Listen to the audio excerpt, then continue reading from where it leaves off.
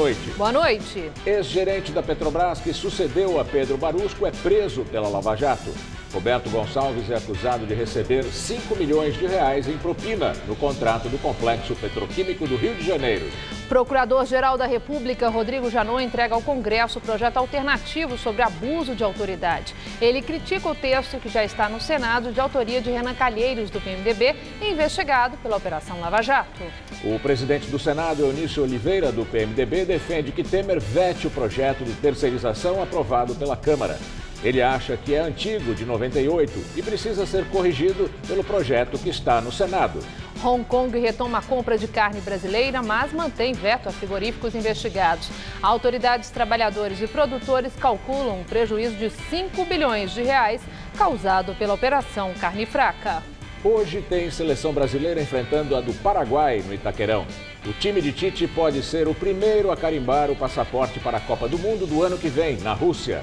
Muita gente deixou para a última hora a compra do kit conversor de aparelhos analógicos de TV. A partir de amanhã, em São Paulo e mais 38 municípios da região metropolitana, o sinal das emissoras passa a ser digital. O Jornal da Gazeta está no ar.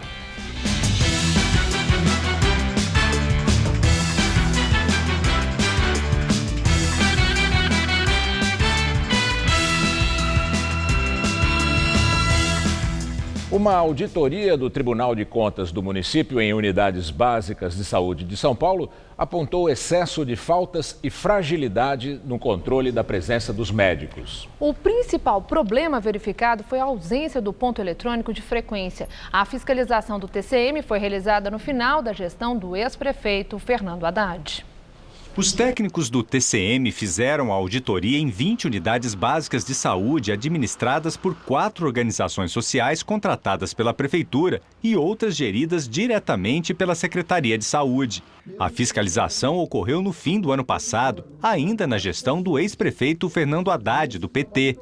O relatório mostra que dos 104 médicos da escala de trabalho, 23 estavam ausentes, ou seja, 22% do total, considerando a jornada de trabalho normal. 2 deles sequer haviam justificado a ausência. Hoje eu vim para uma consulta com a minha filha, a médica não estava, já é a segunda vez que eu venho ela não está. Tem 300 pessoas aqui para ser atendida por um médico. O médico que tem que dar um exemplo e não aparece, e a população é que é carente, que fica nessa. O Tribunal de Contas do município avaliou ainda que em 90% das UBSs visitadas não havia o ponto eletrônico e que a folha de frequência era manual, o que, segundo o órgão, poderia dar margem à adulteração.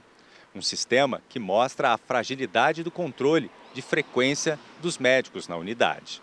Na UBS Boracéia, na Barra Funda, por exemplo, os técnicos constataram que os profissionais vinculados ao programa Mais Médicos ficavam com as próprias folhas de frequência, contrariando as regras estabelecidas nos contratos de trabalho. Outra irregularidade encontrada é que das 20 unidades visitadas, 5 não possuíam um quadro informativo com o nome dos médicos, especialidade e horários de trabalho dos profissionais, o que é exigido por lei. Outras 7 traziam inconsistência nos dados. Na UBS República, no centro, que atualmente está fechada para reforma, havia o nome de um médico que já tinha sido demitido. Já na UBS Chácara Santo Antônio, na Zona Sul, gerida pela própria Secretaria da Saúde, o quadro indicava de forma errada o dia da presença do médico. Eu acho que está errado. Ele quer ganhar dinheiro às custas dos outros sem trabalhar, não dá, né? Cada pedido de consulta eles recebem, entendeu? Tem que melhorar o serviço. Tem que melhorar. Em nota, o ex-secretário de Comunicação de Haddad, Nunzio Brigulho, afirma que a gestão desconhecia os problemas apontados pela auditoria do TCM e que as organizações sociais contratadas é que devem satisfação à sociedade. Questionada, a gestão do prefeito João Dória afirmou que já está checando o problema junto às coordenadorias regionais de saúde, responsáveis pela gestão e acompanhamento dos contratos das organizações sociais. Também em nota, o Tribunal de Contas do município informa que não existe prazo para que o processo seja julgado. Para variar, muita gente deixou para a última hora a compra dos conversores digitais para a TV. É que a partir de amanhã, em São Paulo e em mais 38 municípios da região metropolitana, o sinal analógico vai ser desligado. Esses aparelhos já estão bem conhecidos, os conversores. São eles que convertem a imagem analógica para a digital. Essa imagem que tem definição e qualidade bem melhores. Encontrar 3 modelos de marcas diferentes numa mesma loja virou raridade aqui na capital. Nesta rede de comércio varejista, os preços variam entre R$100 e R$190. Daí o jeito realmente é pesquisar. A Lucy, por exemplo, não comprou. Como queimou um conversor em casa há pouquíssimo tempo, né, que eu comprei e queimou, então eu estou indo muito atrás da marca. Quem é beneficiário de programas sociais do governo federal pode retirar o kit sem custo nas agências dos Correios. Conversor, controle remoto, antena e cabos. Para quem ainda não pegou, basta se cadastrar no site sejadigital.com.br ou pelo telefone 147 e a ligação é gratuita. Vale lembrar que o cadastro e a distribuição continuam até o dia 13 de maio. O sinal analógico aqui na capital e também em toda a região metropolitana de São Paulo já era para ter sido desligado em novembro de 2015. Agora, com desligamento, a partir de amanhã, dia 29 de março, a frequência usada pelos canais analógicos vai servir para as operadoras de telefonia ampliarem a cobertura do sinal 4G. Nesta loja aqui na Zona Sul, muita gente deixou para comprar o aparelho conversor em cima da hora. Diz que a imagem vai ficar boa, então estão cortando as antenas, né? Aí eu vim comprar uma para resgatar a minha. A TV Gazeta já está sendo transmitida em HD pela operadora NET aqui em São Paulo, no canal 521. Na Vivo, o canal é 513. Quem não tem TV por assinatura pode assistir a Gazeta no canal 11.1, que é aberto e de graça. No Brasil todo, a TV Gazeta pode ser captada por antenas parabólicas por meio dos satélites C2, analógico e C3, digital. Ex-gerente sucessor de Pedro Barusco na Petrobras é preso na 39ª fase da Operação Lava Jato. Roberto Gonçalves foi preso em Roraima, onde visitava parentes. Ele mora no Rio, cidade em que a Polícia Federal cumpriu mandados de busca e apreensão hoje. Gonçalves teria recebido R$5 milhões em propina no contrato do Complexo Petroquímico do Rio de Janeiro. A informação é de um dos 78 delatores da Odebrecht. Rogério Santos de Araújo afirma também que o ex-gerente da Petrobras repassava à empreiteira informações sigilosas de outros contratos da estatal. Segundo a investigação, a propina foi depositada em contas na Suíça. A partir de 2014, depois que a Lava Jato foi deflagrada, parte do dinheiro foi transferida para a China e Bahamas. A descoberta é do Ministério Público Suíço, que conseguiu o bloqueio de $4 milhões em contas do ex-gerente. Além de manter essas contas na Suíça, ele estava dissipando esses valores. Ele estava transferindo esses valores para contas em outros países, em nome de outras offshores, o que dificultaria sobremaneira a recuperação desses valores. Gonçalves já tinha sido preso em 2015, quando negou ter contas no exterior. Ele foi o sucessor de Pedro Barusco como gerente executivo de engenharia da Petrobras, cargo que ocupou de março de 2011 a maio de 2012. Pedro Barusco, condenado a 18 anos de prisão, também fechou acordo e foi um dos primeiros delatores da Operação Lava Jato. Ainda em 2014, forneceu detalhes de como era escoado o dinheiro da propina, fruto da fraude em pelo menos 90 contratos da estatal, segundo ele. Esse vasto conhecimento dos meandros da corrupção, de acordo com o Ministério Público, Barusco repassou ao sucessor. Se verificou que a corrupção ela é intergeracional, ela passa de geração em geração, infelizmente de pai para filho. No começo ainda da operação nós vimos que, além disso, havia um certo direito adquirido à propina. Por que um direito adquirido à propina? Mesmo após os funcionários da Petrobras corrompidos saírem da estatal, eles continuavam recebendo por 1 ou 2 ou 3 anos valores das empresas corruptoras quando não tinham qualquer influência naquele cargo. E hoje nós vemos uma verdadeira herança à propina. A corretora Advalor, distribuidora de títulos e valores mobiliários, também foi alvo dessa nova fase da Operação Lava Jato, intitulada Paralelo, em referência à atuação clandestina de operadores no mercado financeiro. A Polícia Federal fez uma vistoria no apartamento de Adriana Anselmo, mulher do ex-governador do Rio, Sérgio Cabral, do PMDB. Essa inspeção é uma condição para que Adriana passe para a prisão domiciliar. A ex-primeira-dama não poderá ter acesso a telefone fixo, celular e internet. Na sexta-feira, o Superior Tribunal de Justiça autorizou a prisão domiciliar de Adriana, que é ré em 4 ações por crimes como organização criminosa, corrupção e lavagem de dinheiro. Ela foi presa em dezembro do ano passado, depois da deflagração da Operação Calicut, desdobramento da Lava Jato. O presidente do Tribunal Superior Eleitoral, ministro Gilmar Mendes, afirmou que deve iniciar na semana que vem o julgamento da ação que pede a cassação da chapa Dilma Temer. O TCE apura o pedido do PSDB se a chapa cometeu, durante as eleições de 2014, abuso de poder político e econômico e se foi beneficiada no esquema de corrupção na Petrobras. Pelos cálculos da assessoria do TSE, o julgamento da ação pode ocorrer já na próxima terça-feira. Gilmar Mendes, no entanto, não confirmou essa data. Vamos agora ao comentário de política com José Neumann e Pinto.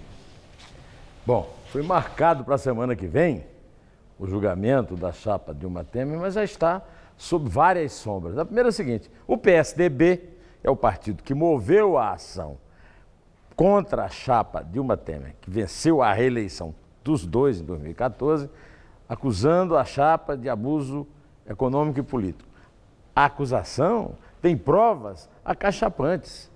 Falava-se muito em estelionato eleitoral. Foi a maior fraude eleitoral da história do Brasil. O Brasil tem uma grande tradição de fraude, desde o tempo dos coronéis, no Império, na República Velha, e passando para os tempos modernos. Mas nunca se gastou tanto dinheiro, nunca se pegou tanta propina para mudar a vontade do eleitor. É um crime bárbaro. No entanto, o PSDB, que agora está no bem bom e que prefere um urubu pousado do que um canário cantando e voando, resolveu dividir a chapa em duas. A Dilma é culpada de tudo, 22 ações de abuso econômico e político. Fraude de todo tipo. E o Temer não era culpado de nada, coitado. No começo, a Dilma dizia que o Temer não tinha nada a ver com a chapa, que ela ganhou a eleição sozinha e que o Temer tinha disputado uma eleição indireta, que não houve, né? Agora a Dilma está dizendo que não, que a chapa é indissolúvel, né? O Temer diz: não, eu sou da mesma chapa, por isso que ele é legítimo, assumiu a presidência, mas agora ele não. A contabilidade não tem nada a ver comigo, eu não tenho nada a ver com essa roubalheira. A questão é a seguinte: ele é legítimo porque foi ele que com o seu PMDB não apenas levou Dilma à vitória, mas do primeiro para o segundo turno. Sem o PMDB, a Dilma não teria chegado em nenhuma das duas eleições ao segundo turno. Agora, ele é lides consorte das contas sujas da chapa. E estão bolando uma grande maracutaia.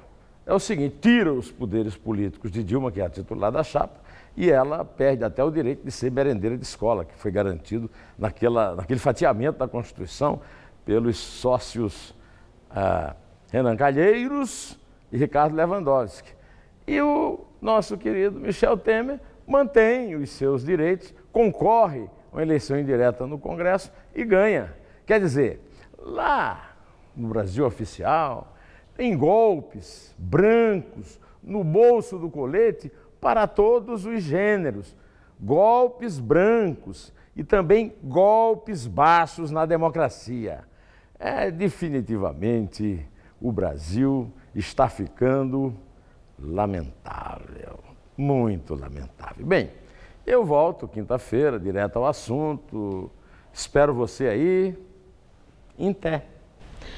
Hong Kong retoma a compra de carne brasileira, mas mantém veto a frigoríficos investigados. Hoje, o Senado discutiu os impactos da Operação Carne Fraca. Autoridades, trabalhadores e produtores apontaram que o prejuízo pode chegar a quase 5 bilhões de reais.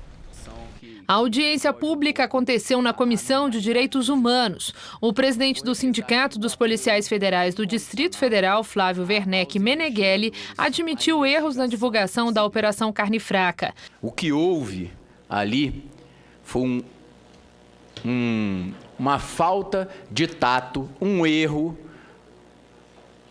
da comunicação social do Departamento de Polícia Federal. Não são os investigadores ou o chefe da investigação que vai a público para falar acerca da investigação. Já o representante do Ministério da Agricultura, Coaraci Castilho, falou das ações do governo para conter a crise instalada devido à operação. Segundo ele, dos quase 5.000 frigoríficos, apenas 6 foram interditados. E dos 11.000 funcionários do Ministério, 33 já foram afastados. No entanto, ele garantiu que o consumidor pode ficar tranquilo com a inspeção sanitária, mas admitiu que a operação trouxe prejuízos para o país. O prejuízo podemos avaliar 10% de oscilação do mercado, ou seja, 1,5 bilhões de prejuízo por ano e 6 milhões e 700 de desemprego. O consumidor pode ficar tranquilo quanto à qualidade do produto.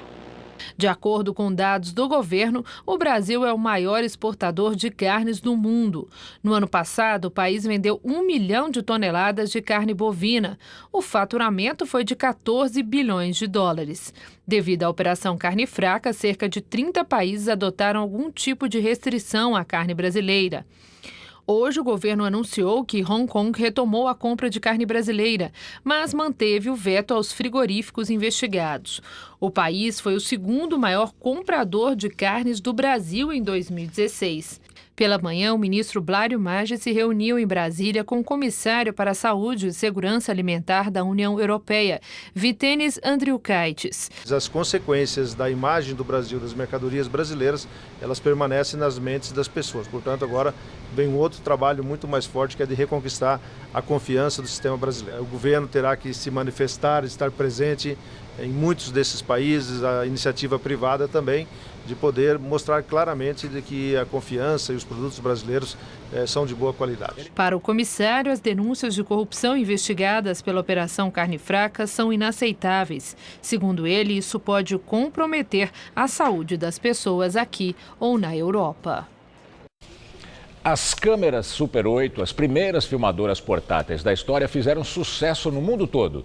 Além do uso doméstico, ela também foi usada para a produção de filmes para o cinema. E foi para documentar essa produção que um pesquisador brasileiro montou um dicionário com mais de 5.000 títulos feitos com essa máquina no seu auge.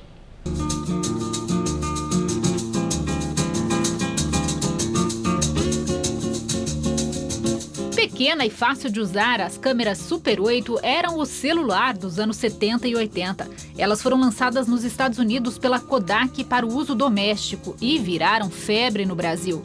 Bastava a câmera, o filme que vinha em um cartucho e depois era revelado, para filmar qualquer evento em cores e até com som. Nos anos 60, metade dos anos 60, a Kodak queria entrar mais no mercado popular. Então, o que ela fez? Ela fez o formato Super 8. Ela diminuiu a perfuração do 8 milímetros para que o quadro do Super 8 fosse um pouquinho maior, dando mais qualidade de imagem. Esse filme de Super 8, que não era muito barato, tem capacidade para armazenar até 3,5 minutos de imagem. Por isso, as cenas tinham que ser muito bem escolhidas. A minha família guardou esse rolo aqui por 35 anos e é a primeira vez que eu vejo essas imagens. Aquela menininha ali no centro sou eu, no meu aniversário de 2 anos de idade.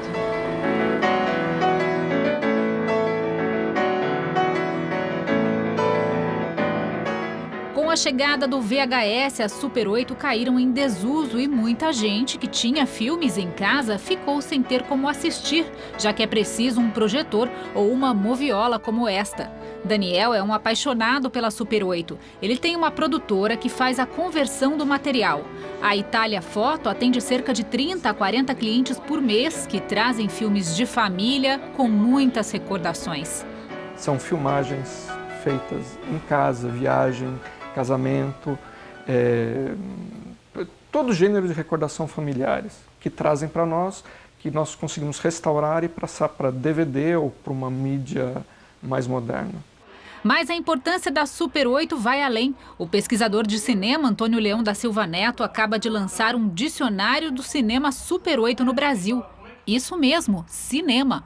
Você tinha um rolinho que você filmava de 3 minutos. Então, pra você fazer um filme de meia hora, você tinha que rodar 10 rolinhos se você não perdesse nada, né? Se tivesse edição, teria que filmar mais. Na pesquisa, Antônio descobriu mais de 5.000 filmes que foram rodados com essas pequenas filmadoras e que muitos talentos do cinema brasileiro começaram suas carreiras por causa delas. O Jaime Monjardim começou filmando em Super 8. Você tem o Fernando Meirelles, começou filmando em Super 8. Tem atores, por exemplo, aquele ator Everton de Castro fez um filme em Super 8, um longa-metragem em Super 8. Quer dizer, todo mundo filmava em Super 8, porque era fácil de filmar. Existem 2 festivais Super 8 hoje, atualmente. Um em São Paulo e um em Curitiba. E as pessoas estão filmando Super 8. A molecada aí pegou o gosto pelo Super 8 novamente.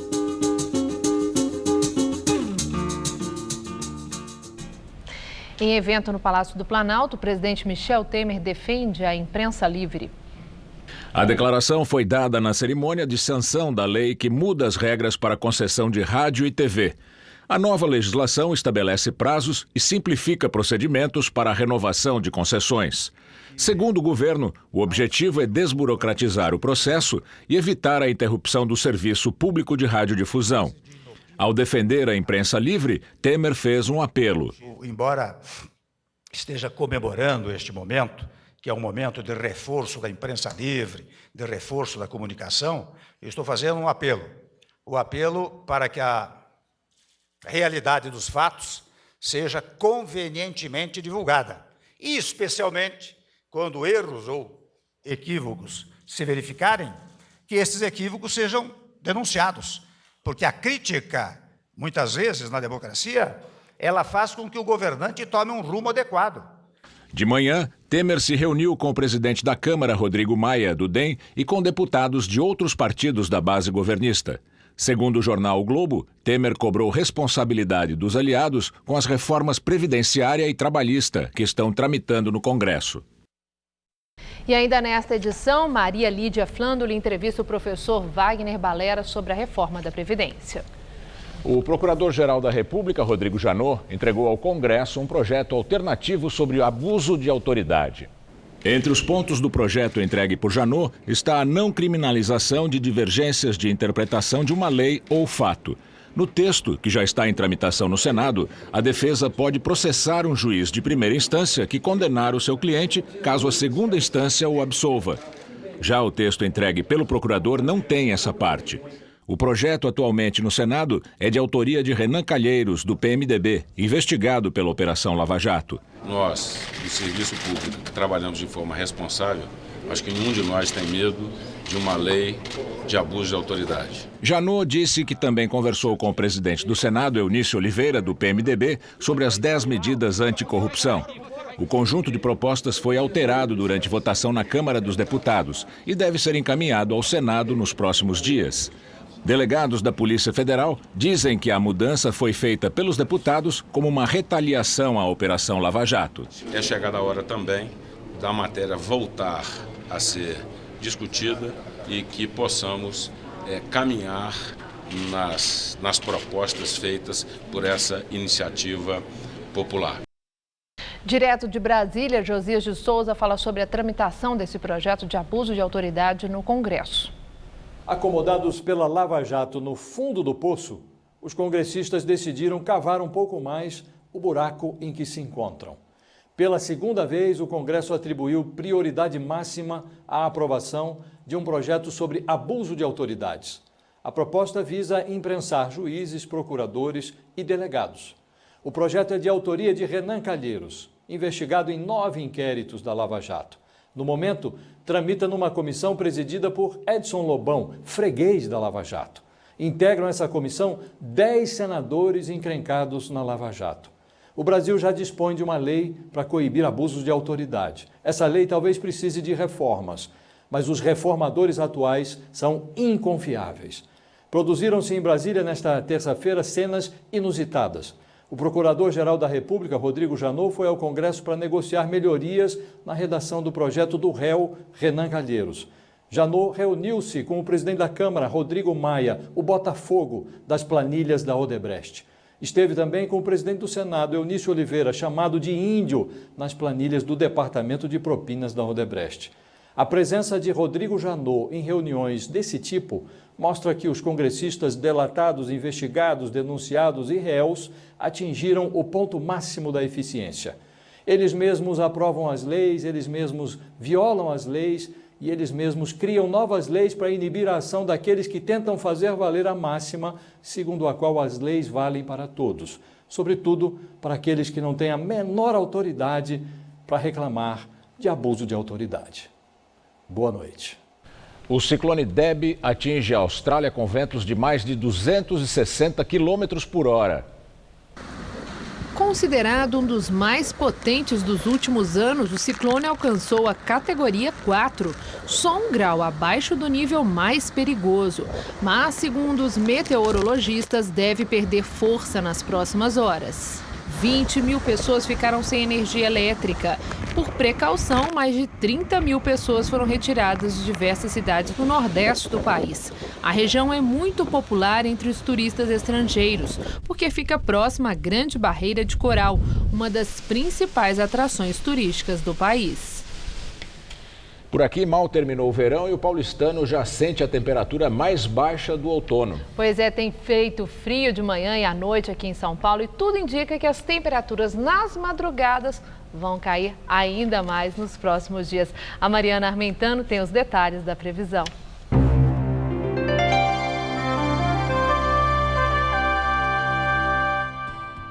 A chuva vai continuar concentrada na metade norte do país e as temperaturas amenas em todo o centro-sul. É que um sistema de baixa pressão continua trazendo ventos úmidos e frios do mar, espalhando muita nebulosidade por todo o leste das regiões sul e sudeste. Mas chuva mesmo só do litoral catarinense à costa fluminense e de forma isolada. Nessa faixa escura entre o norte de Minas, pegando a Bahia, Mato Grosso até o Pará, a chuva acontece a qualquer hora do dia e pode até ser forte em alguns momentos. Vamos ver como ficam as temperaturas em algumas capitais? Olha só, em Curitiba, mínima nessa próxima madrugada de 14 graus e máxima tarde de 22. Já em Florianópolis, chove a qualquer hora e a máxima não passa dos 25 graus. E a temperatura cai também no Rio, máxima por lá amanhã de 28, com chuvas ao longo do dia. Já em Aracaju, a chuva fraca e isolada nem atrapalha o calorão de até 32 graus à tarde por lá. Agora, para São Paulo, a previsão não muda muito em relação a hoje, viu? O sol continua predominando no interior, onde as temperaturas ficam mais altas. Na faixa leste, o que inclui aqui a capital, o tempo fica mais fresquinho, principalmente nas madrugadas, e o dia com muita nebulosidade, mas sem chuvas previstas. No litoral, chove a qualquer hora, mas de forma fraca. Enquanto a máxima vai aos 29 graus na cidade de Ribeirão Preto, Araraquara e São José do Rio Preto, mais ao leste paulista, não faz mais que 25 graus em São José dos Campos e que 26 em Santos, em Sorocaba e também em Campinas. Para a capital, a tendência para os próximos dias é de queda nas temperaturas. Nessa madrugada, a mínima prevista é de 16 e máxima amanhã à tarde de 24 graus. Na quinta-feira, faz até 15 graus nas primeiras horas do dia e 25 durante a tarde. E na sexta, a máxima cai para 24 graus, mas o tempo continua firme, sem chuvas previstas. O presidente da Sabesp, Gerson Kelman, afirmou que a crise hídrica chegou ao fim. Segundo o executivo, os volumes totais de água estocados no início de 2017 já superam os índices de 2013. A informação foi divulgada hoje no relatório da administração. Segundo esse relatório, a Sabesp registrou lucro de 2 bilhões e 900 milhões de reais no ano passado, uma alta de quase 450% em relação a 2015. O lucro da Caixa Econômica Federal caiu 42% no ano passado, na comparação com 2015. De mais de 7 bilhões de reais no ano retrasado, o lucro da Caixa caiu para 4 bilhões e 100 milhões de reais em 2016. O banco atribuiu o resultado à recessão econômica. Um antigo palacete no centro de São Paulo foi restaurado e passou a abrigar um espaço de shows musicais que fez história nos Jardins, região que abriga bairros ricos. Como passar por este pedacinho do Centro Velho e não reparar em tamanha beleza arquitetônica? É o Palacete Teresa, construído em 1910 sob forte influência europeia. O imóvel se espalha por 2 andares da esquina das ruas Direita e Quintino Bocaiúva. O nome do palacete é uma homenagem a Teresa Toledo Lara, filha do conde Antônio de Toledo Lara. Nos anos 30, o palacete abrigou também a sede da antiga Rádio Record. Nesta mesma época, também recebeu a primeira loja de instrumentos musicais da cidade de São Paulo. Não por acaso, este endereço elegante do centro ganhou até um apelido: Esquina Musical. O palacete acaba de ser reformado. Entre os pontos de comércio, a loja de música continua aqui. O local ganhou outra atração, a Casa de Francisca, que já foi o menor espaço da cidade dedicado aos novos valores da música, com apenas 40 lugares. A casa mudou dos jardins para cá, ficou mais ampla, mas não abandonou o tom intimista. Desnuda mais a alma e toca de uma forma mais intimista, como se estivesse tocando direto para o coração, da gente para o coração daquela pessoa. É uma experiência muito legal. Felipe e Manuel Cordeiro são de Belém e tocam pela primeira vez nesse ambiente aconchegante e cheio de história. A Casa de Francisca aqui no centro da cidade, acho que faz um papel de ocupação e de trazer para o centro da cidade esse lirismo que é fundamental.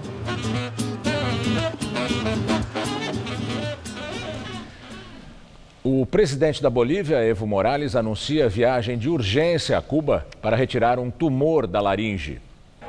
Morales deve viajar amanhã a Cuba. Ele vai passar por um procedimento para a retirada de um nódulo na garganta na quinta-feira e ficará na ilha pelo menos até o fim de semana para as primeiras etapas de recuperação.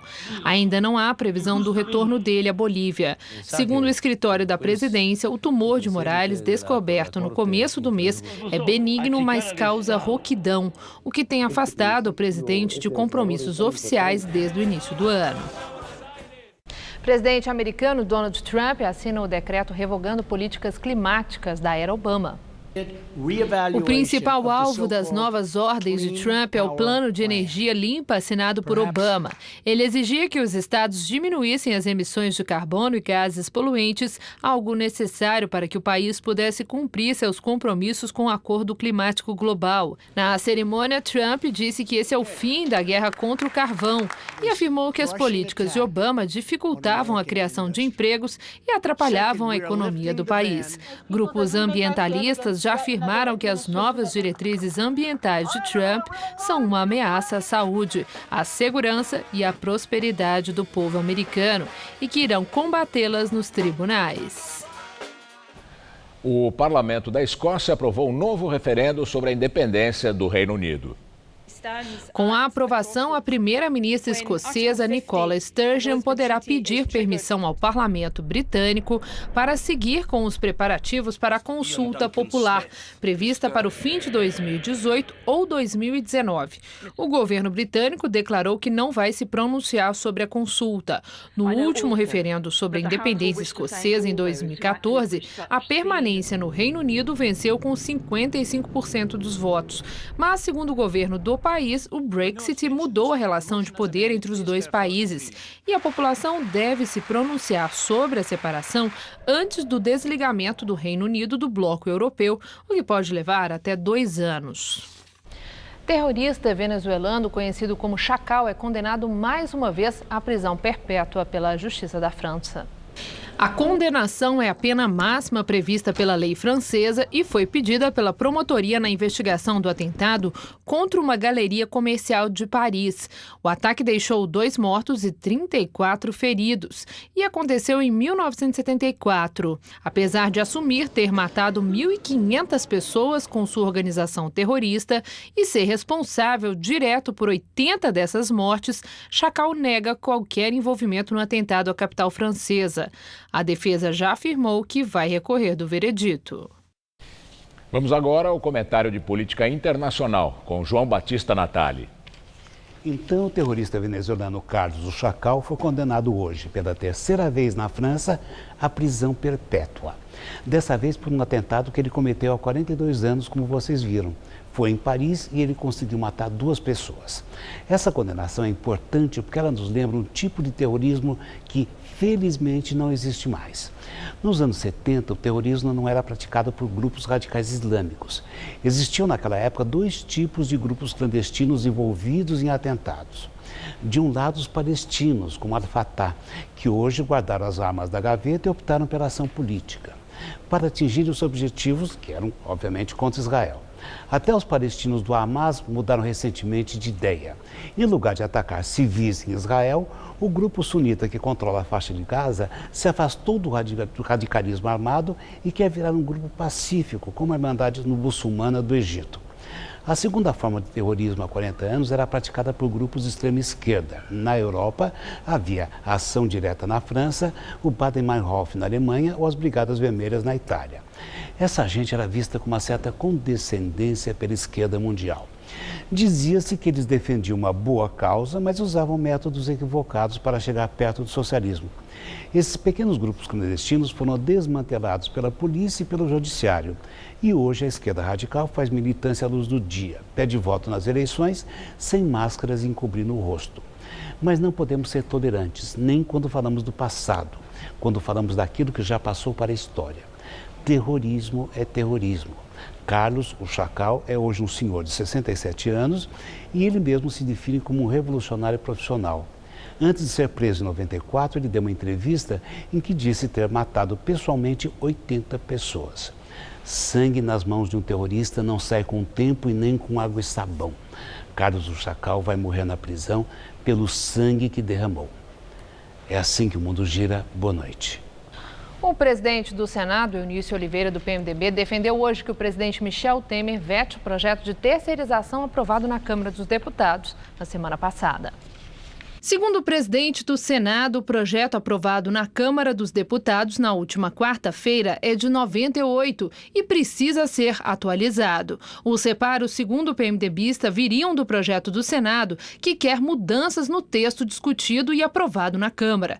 A expectativa em Brasília é que Temer sancione a proposta dos deputados federais para evitar problemas com a base aliada na casa, às vésperas do início das discussões sobre a reforma da Previdência.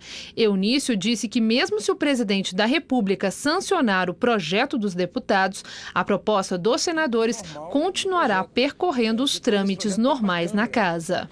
Não tenho nenhuma intenção de, ao receber o relatório do senador Paim, não dá o rito regimental que essa matéria tem. Eu não tenho nenhum outro compromisso, a não ser o compromisso que falei aqui publicamente para vocês da imprensa, para o Brasil inteiro, em relação a essa matéria.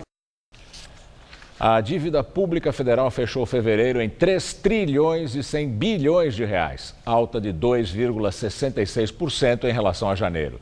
Segundo o Tesouro Nacional, o aumento se deveu à emissão de títulos acima do volume de resgate e à correção dos juros. Para este ano, a expectativa do Tesouro Nacional é de um novo aumento da dívida pública, que pode chegar aos 3 trilhões e 600 bilhões de reais no fim deste ano.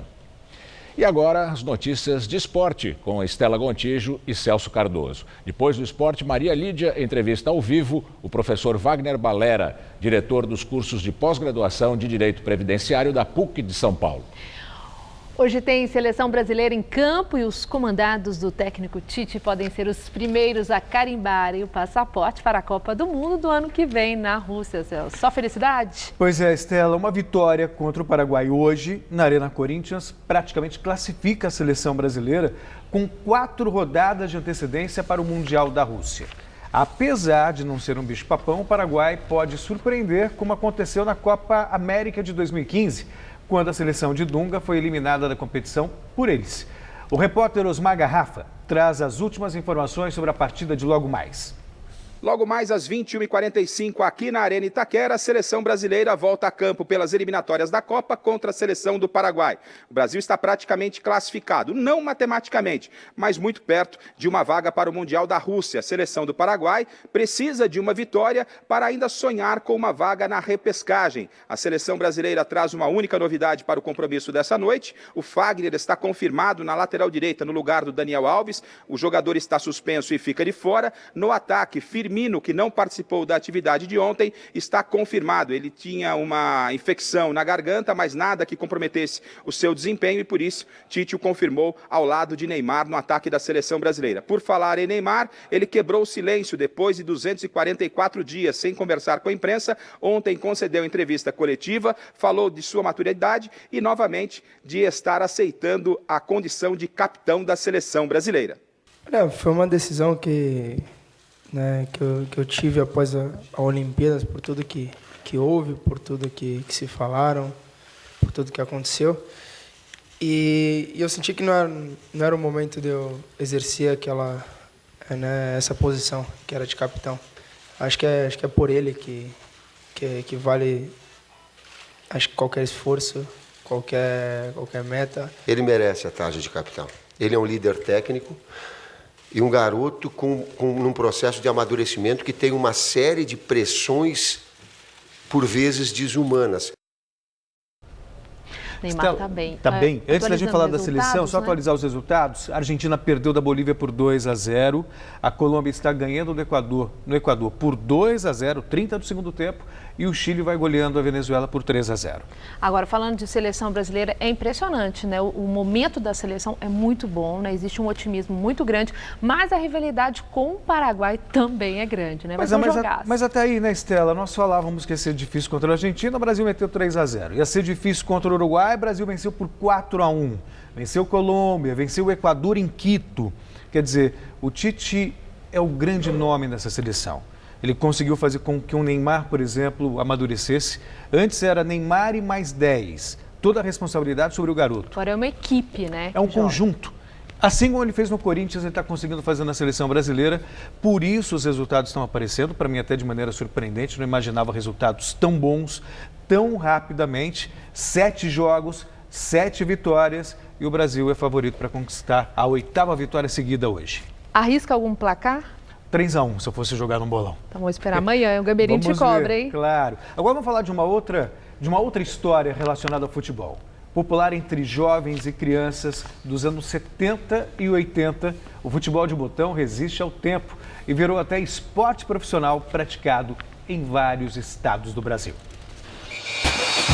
Brincadeira de criança, mas coisa de gente grande. Pelo menos para a equipe com mais de 30 anos de história no futebol de botão. Ou futebol de mesa, no caso de quem joga profissionalmente. O Paulo é um dos fundadores do grupo que pratica o esporte no Allianz Parque, em São Paulo. Ele está na equipe desde a criação dela no final da década de 80, quando começaram as atividades aqui no Palmeiras. Quando eu comecei, basicamente essa regra nossa era concentrada em São Paulo, tinha pouca procura fora de São Paulo. Aí começou a aumentar Paraná, Rio de Janeiro e hoje o Brasil inteiro está jogando essa regra e jogando competitivamente. Temos campeões já do Paraná, do Rio de Janeiro, então ela cresceu demais. Começou a divulgar muito mais do que era antes e o material começou a se aperfeiçoar, mesas, o próprio time, né, o botão que a gente joga hoje é muito mais aperfeiçoado do que era antigamente. Esse time é o atual campeão mundial da modalidade e pentacampeão brasileiro. Olhando assim, pode até parecer fácil só dar alguns toques no botão, mas é um esporte que exige muita técnica e, principalmente, concentração. Os atletas participam da modalidade com limite de 12 toques. O jogo tem duração de 20 minutos e cada detalhe conta na hora do lance. Os jogos são definidos nos detalhes e, por incrível que pareça, o detalhe é aquela concentração, aquele algo a mais que você vai dar na hora do chute, que você vai fazer na hora que você vai arrumar o goleiro, o modo como você prepara a defesa, até a calma para você tocar a bola, para fazer a jogada, para não errar, não dar um toque errado e chutar uma bola de um jeito que você não está acostumado, do jeito que você não gosta. Neste bar da zona oeste de São Paulo, a diversão é a mesma. A única diferença é que os botões têm a cara que o jogador prefere. Tudo feito à mão pelo Luciano, que também ajuda a organizar as partidas aqui toda semana. E sugestão não falta para criar as equipes. Meu pai era muito fanático de futebol de botão, aprendi a jogar com o meu pai. Ele tinha uns times customizados, assim, na época com fita adesiva, com nome, batido na máquina de escrever, assim e tal. Às vezes tem uns pedidos inusitados, por exemplo, teve um sambista que me ligou do Rio e ele pediu um time da Mangueira. Ele queria um time da escola Estação Primeira da Mangueira, né? E aí eu fiz o time para ele, com o logo lá da Mangueira, o time verde e rosa. O Luiz joga desde criança e de lá para cá a coleção de botões só aumenta. Eu tenho uns 450 times, né? Mas eu conheço amigos que têm 2.000, 3.000 times. A minha coleção é pequena perto da deles. Eu acho que o futebol de botão, ele tem uma coisa diferente do videogame, que é a relação da brincadeira mesmo. Ele é muito mais sociável. Uma brincadeira que virou esporte, inventada no Brasil, eu acho que ele nunca vai morrer. Muito obrigada, Celso. Uma boa noite para você. Com você, Gamberini. E você vai ver a seguir, a reforma da Previdência é o assunto da entrevista de Maria Lídia Flandoli com o professor Wagner Balera. Até já. Se quiser dicas de Nova York, eu posso dar várias. Mas no Brasil, a minha dica é: tenha uma conta no Bradesco Prime, o meu banco. Porque lá eu tenho atendimento personalizado, consultoria de investimento e, é claro, serviços internacionais. Porque uma hora eu posso estar em um lugar. Logo depois, em outro. Bradesco Prime. Viver é Prime.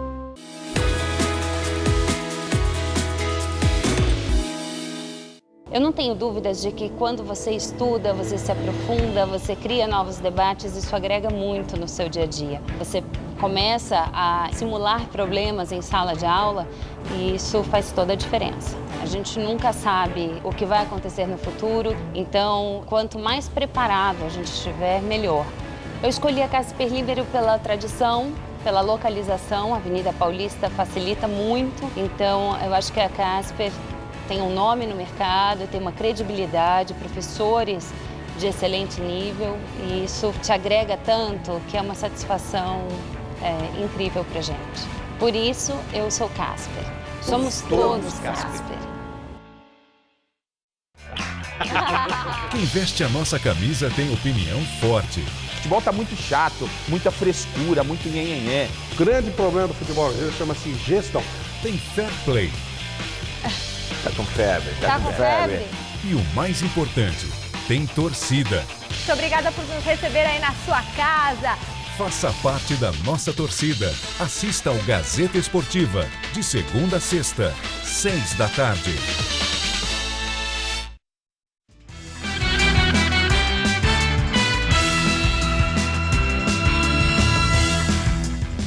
A reforma da Previdência na entrevista do dia com Maria Lídia Flandoli.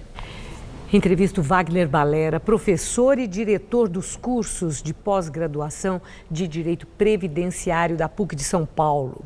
Muito obrigada, professor. Um momento que essa reforma da Previdência está em ebulição, há esclarecimentos, mas as dúvidas são imensas. Eu quero começar exatamente com a questão se o governo está confuso, professor. Porque, primeiro, Michel Temer exclui aposentados dos estados, das prefeituras, joga para assembleias legislativas fazerem a revisão nessas aposentadorias. Logo em seguida, desiste dessa ideia, volta para o pacote dele. O governo sabe o que está fazendo, está confuso, pode estar perdendo o foco dessa reforma? Ou isso tudo é impressão? Não, de fato parece que é um projeto coerente, porém uma condução um pouco atrapalhada. O projeto que foi a PEC, né, Proposta de Emenda Constitucional, que foi encaminhada ao Congresso, ela tem pé e cabeça, ela ataca pontos essenciais de uma verdadeira reforma previdenciária, como, por exemplo, a fixação de uma idade mínima para a aposentadoria, que é impressionante que ainda não haja isso no Brasil, né? E, enfim, a proibição de acumulação de 2 benefícios por uma pessoa no mesmo sistema, que descaracteriza um pouco a ideia de previdência como um regime de proteção de todos.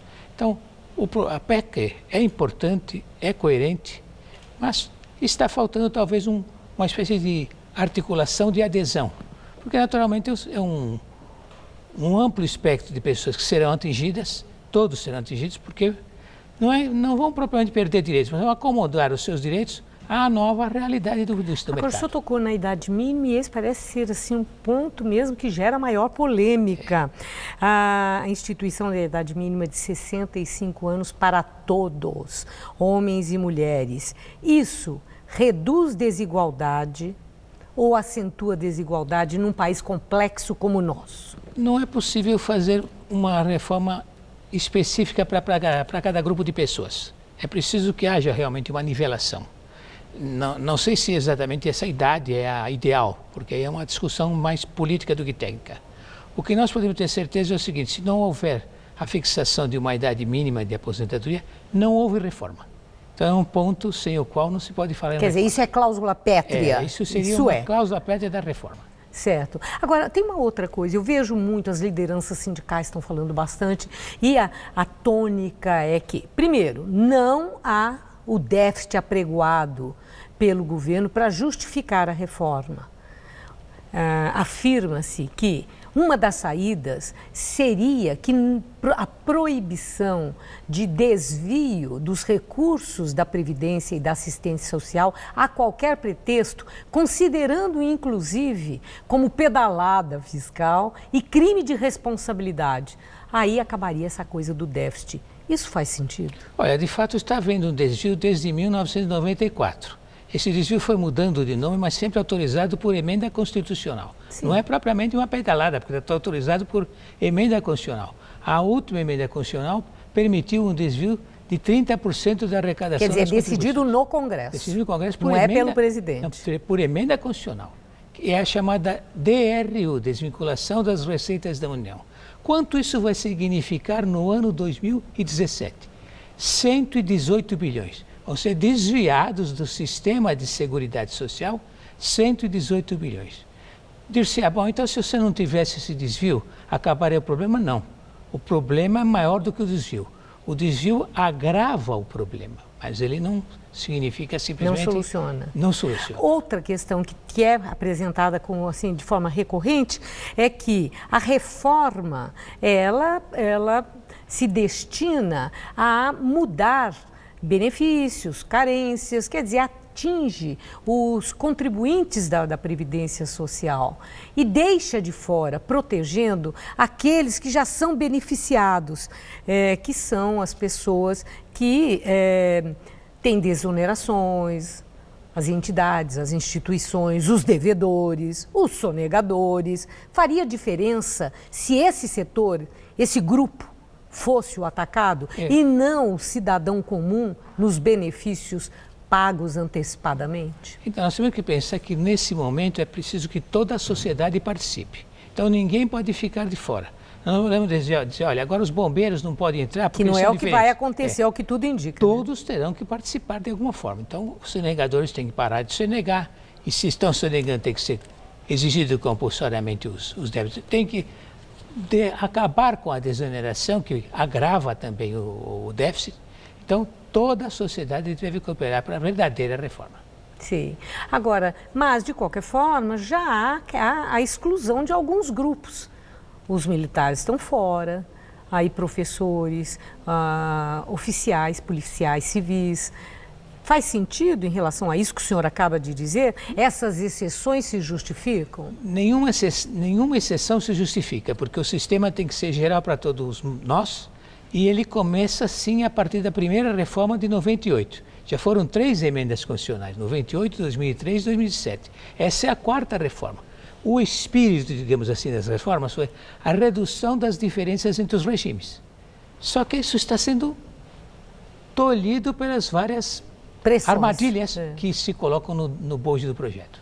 A última questão, professor. Faz sentido fazer uma reforma da Previdência já, a toque de caixa? antes até da aprovação de uma reforma trabalhista e mesmo antes de nós sabermos qual será o impacto dessa nova lei da terceirização sobre as receitas previdenciárias? Faz sentido fazer a reforma da Previdência antes desse restante que eu mencionei? Olha, você e todos nós temos que ter certeza que a reforma é algo para ontem. Então é algo extremamente urgente porque dela depende o futuro de todos os brasileiros que ainda não estão aposentados, que não são pensionistas, que já estão recebendo, porque pode faltar dinheiro para todos.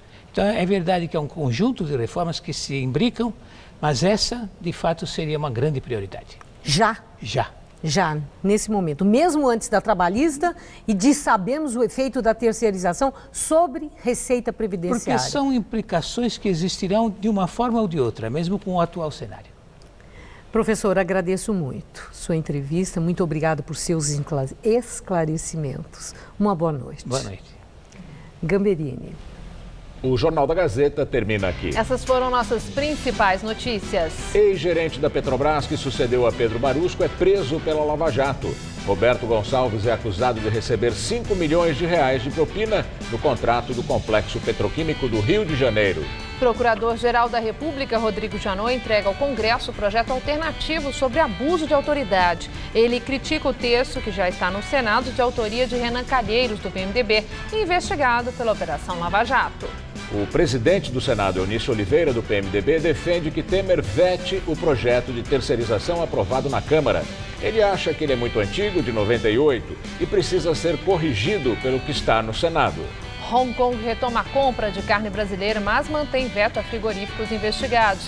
Autoridades, trabalhadores e produtores calculam um prejuízo de 5 bilhões de reais causado pela Operação Carne Fraca. Hoje tem seleção brasileira enfrentando a do Paraguai, no Itaquerão. O time de Tite pode ser o primeiro a carimbar o passaporte para a Copa do Mundo do ano que vem, na Rússia. A edição de hoje pode ser vista no site do Jornal da Gazeta. Mais notícias em nossa edição das 10. Uma excelente noite para você. Boa noite e até amanhã.